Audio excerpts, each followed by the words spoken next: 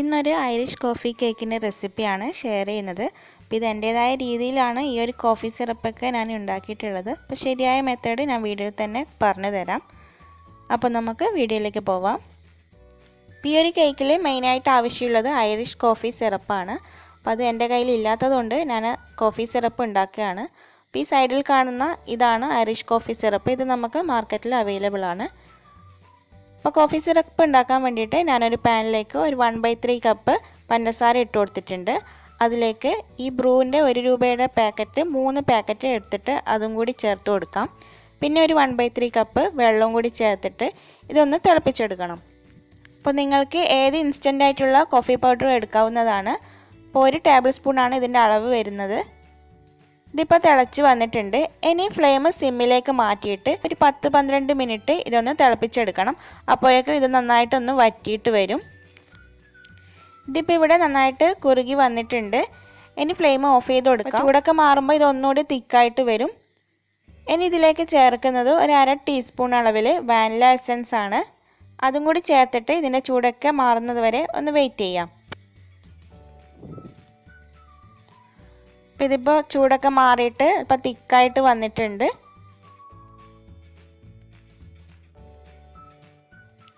ഇനി ഒരു Irish coffee cream തയ്യാറാക്കണം. അതിന് വേണ്ടിയിട്ട് 1/2 കപ്പിൽ അല്പം കൂടുതൽ ക്രീം ഞാനിവിടെ ബീറ്റ് ചെയ്ത് വെച്ചിട്ടുണ്ട്.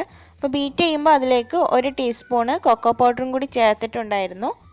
ഇനി ഇതിലേക്ക് ഒരു 2 ടീസ്പൂണോളം കോഫി സിറപ്പ് ചേർത്ത് കൊടുക്കുന്നുണ്ട്. അപ്പോൾ അത് നിങ്ങൾ ടേസ്റ്റ് നോക്കിയിട്ട് എത്ര വേണോ അത്രയും ചേർത്ത് കൊടുക്കുക. അപ്പോൾ റെഡിമെയ്ഡ് ആയിട്ടുള്ളതാണെങ്കിൽ അതാണ് ഇവിടെ ചേർക്കേണ്ടത്.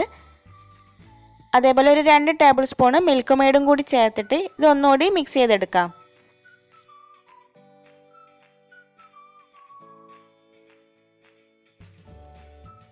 ഇനി ഞാനിവിടെ ഒരു 3 മുട്ടയ്ക്ക് 6 ഇഞ്ച് പാനിൽ സാധാരണ ചോക്ലേറ്റ് സ്പോഞ്ച് കേക്ക് ഉണ്ടാക്കിയിട്ടുണ്ട്. അപ്പോൾ ഇതിന് പകരമായിട്ട് നിങ്ങൾക്ക് വേണമെങ്കിൽ വാനില സ്പോഞ്ച് ഉപയോഗിക്കാം. അതേപോലെ വാനില സ്പോഞ്ച് ഉണ്ടാക്കുമ്പോൾ അതിലേക്ക് 1 ടീസ്പൂണ് കോഫി പൗഡർ ചേർത്തിട്ട് അങ്ങനെയും യൂസ് ചെയ്യാം. ഇനി ഫ്രോസ്റ്റിംഗ് ചെയ്യാൻ തുടങ്ങാം. അതിന് വേണ്ടിയിട്ട് ആദ്യം തന്നെ ബോർഡിൽ അല്പം ക്രീം ആക്കിയിട്ട് ഫസ്റ്റ് ലെയർ കേക്ക് വെച്ച് കൊടുക്കാം. ഇത് ഷുഗർ സിറപ്പ് വെച്ചിട്ട് നന്നായി വെറ്റ് ചെയ്ത ശേഷം ഇതിന് മുകളിലായിട്ട് ക്രീം അപ്ലൈ ചെയ്ത് കൊടുക്കാം.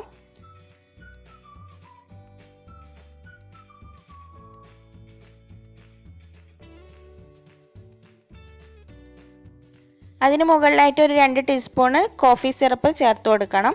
അതും കൂടി മിക്സ് ചെയ്തിട്ട് മുകളിലായിട്ട് കുറച്ച് കാരമലൈസ്ഡ് ചെയ്തിട്ടുള്ള ബദാം പൊടിച്ചതാണ് ചേർത്ത് കൊടുക്കുന്നത്. അപ്പോൾ ഇതുണ്ടാക്കാൻ വേണ്ടിയിട്ട് 2 ടേബിൾ സ്പൂൺ പഞ്ചസാര കാരമലൈസ്ഡ് ചെയ്തിട്ട് അതിലേക്ക് ഒരു 10 ബദാം ചേർത്തിട്ട് അതൊന്ന് പൊടിച്ചെടുത്തതാണ്. ഇനി അതിന് മുകളിൽ കുറച്ച് ചോക്ലേറ്റ് ഗ്രേറ്റ് ചെയ്തതും കൂടി ഇട്ട് കൊടുക്കുന്നുണ്ട്. ഇനി സെക്കൻഡ് ലെയറും ഇതേപോലെ തന്നെ ചെയ്തെടുക്കാം.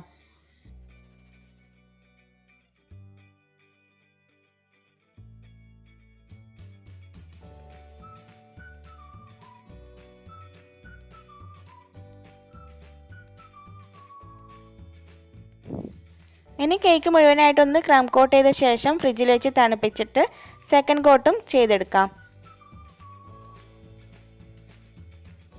അപ്പോൾ കേക്ക് മുഴുവനായിട്ട് ഇവിടെ ലെവൽ ചെയ്തെടുത്തിട്ടുണ്ട്.